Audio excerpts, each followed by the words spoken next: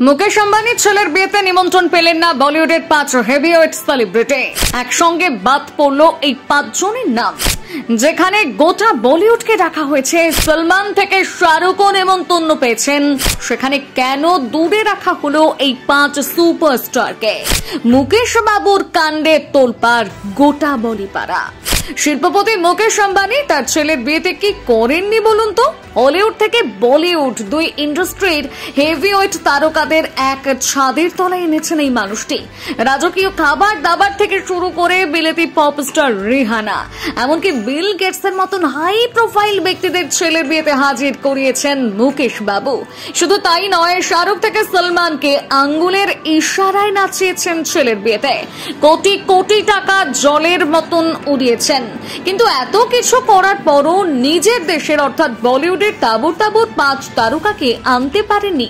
এই ক্ষমতাবান বিত্তশালী শিল্পপতি হওয়ার পরও এই বিশেষ 5 তারকাকে ছেলের বিয়ের অনুষ্ঠানে আনতে না পারায় জোরদার সমালোচনার মুখে পড়তে হয়েছে মুকেশ আম্বানিকে। যে অনুষ্ঠানে মিস্টার বচ্চন, তিন খান, এমনকি সেলিব্রিটি ক্রিকেটারদের ভিড় জমেছিল, সেই অনুষ্ঠান থেকে ছিটকে গিয়েছেন বলিউডের মেগা 5 তারকা। প্রথমেই রয়েছেন ঋত্বিক রোশন। বলিউডের গ্রেট গড ঋত্বিক রোশনকে দেখা যায়নি কোটিপতির ছেলের প্রাক বিয়ের অনুষ্ঠানে। আর এই নিয়ে তৈরি হয়েছে ধোঁয়াশা।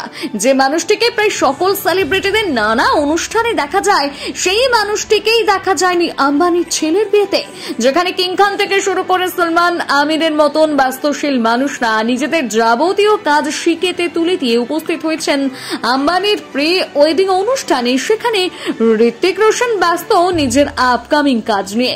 এখানেই ধরা পড়েছে তার অ্যাটিটিউড এবং ব্যক্তিসত্তা। প্রিয় তারকাকে দেখে এমনটাই বলছেন নেটিজেনরা।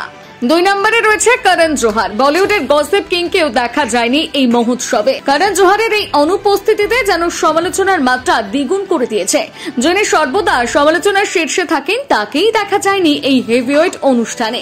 এই অনুষ্ঠানটি যেখানে সমালোচনার কেন্দ্রবিন্দু, যেখান থেকে ছোটখাটো সমস্ত বিষয় নিয়ে কন্ট্রোভার্সি তৈরি করা যেত, সেখানেই যাননি গসিপ কিং। এই নিয়ে তৈরি হয়েছে নানান জল্পনা।